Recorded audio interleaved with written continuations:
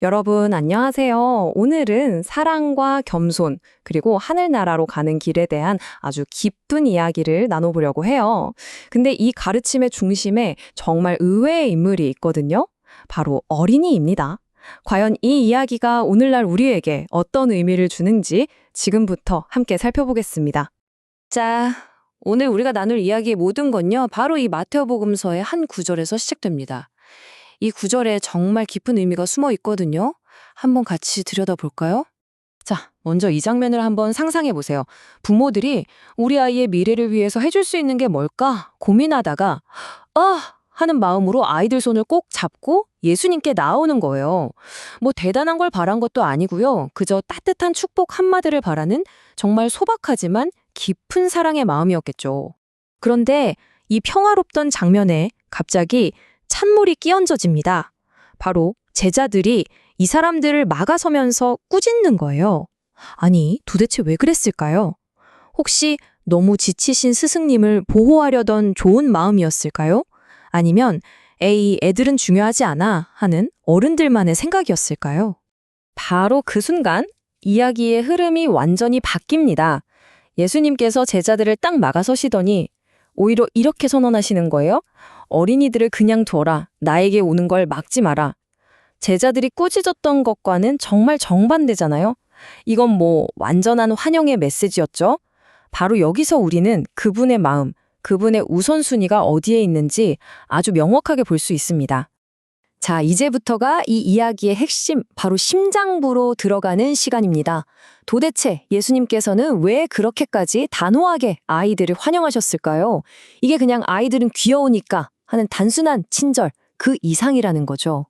여기엔 하늘나라의 본질에 대한 정말 놀라운 통찰이 담겨 있습니다. 여기서 우리가 진짜 중요한 포인트를 하나 짚고 넘어가야 돼요.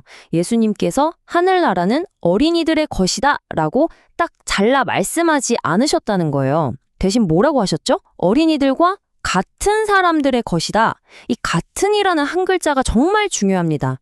이게 무슨 뜻이겠어요? 이건 나이가 어리냐 많으냐의 문제가 아니라 우리 모두가 가져야 할 어떤 마음의 상태에 대한 이야기라는 거죠. 그렇다면 자연스럽게 이런 질문이 생기죠. 어린이와 같은 사람이란 대체 어떤 사람일까요?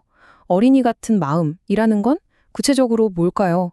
어쩌면 우리가 어른이 되면서 까맣게 잊어버렸거나 혹은 다시 되찾아야만 하는 그 마음? 그건 과연 어떤 모습일까요?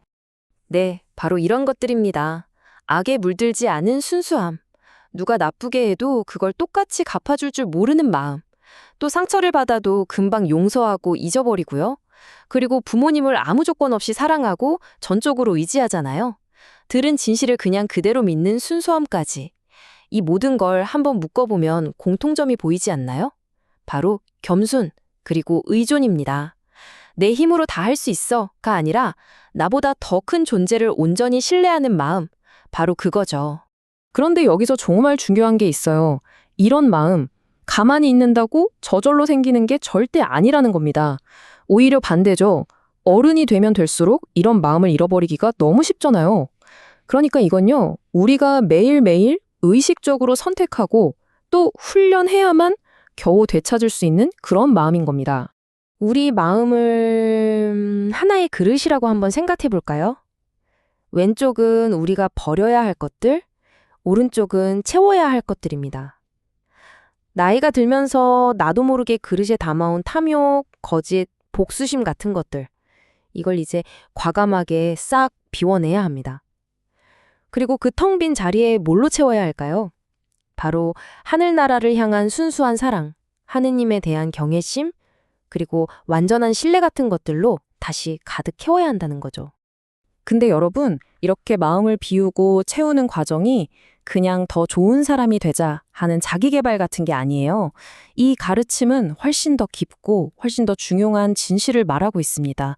그게 뭐냐면 이렇게 어린이 같은 순수함을 되찾는 것이 바로 우리의 구원을 위한 필수 조건이라는 겁니다. 선택이 아니라 필수라는 거죠. 자, 그럼 좋습니다. 이 어린이 같은 마음을 갖는 게 그렇게 중요하단 건 알겠어요. 그럼 이제 그 마음을 가지고 구체적으로 어떻게 하늘 아버지께 나아갈 수 있을까요? 그 방법에 대한 힌트가 바로 이야기의 마지막 부분에 숨어 있습니다. 한번 같이 찾아보죠. 이야기의 맨 마지막에 예수님께서 하신 행동을 다시 한번 떠올려 보세요. 아이들 머리 위에 손을 얹어주셨죠. 이게 그냥 아이고 예쁘다 하고 머리를 쓰다듬는 그런 단순한 애정 표현이 아니었습니다. 이 행위는요, 하느님의 신성한 힘과 축복이 예수님을 통해서 아이들에게로 직접 흘러들어가는 걸 상징하는 아주 의미 깊은 영적인 행위였던 거예요. 결국 이 전체 이야기가 우리에게 아주 명확한 길, 거의 공식 같은 걸 보여주는 셈입니다. 한번 보세요. 첫 번째 단계, 우리가 어린이처럼 순수하고 겸손한 마음으로 다가갑니다. 이게 시작이죠. 그러면 두 번째 단계, 그 마음에 응답하셔서 하나님께서 넘치는 은총과 축복을 부어주십니다. 그럼 마지막 세 번째 단계는 뭘까요? 바로 그 은총을 힘입어서 우리가 하늘나라에서 가장 큰 사람이 되는 겁니다. 정말 놀라운 과정 아닌가요? 오늘 나눈 이 모든 가르침을 딱 한 문장으로 줄이면 바로 이겁니다. 구원으로 가는 길이 뭐 대단하고 복잡한 게 아니라는 거예요. 그냥 어린아이가 엄마 아빠 손을 잡고 길을 갈 때 이게 맞나 의심하지 않잖아요? 그냥 전적으로 믿고 따라가잖아요? 바로 그것처럼 우리도 세상의 온갖 욕심과 교만을 싹 내려놓고 하늘에 계신 우리 아버지의 손을 온전히 신뢰하면서 그냥 따라가는 것. 그게 전부라는 겁니다. 자, 이제 마지막으로 이 질문을 여러분 각자에게 남겨드리고 싶습니다.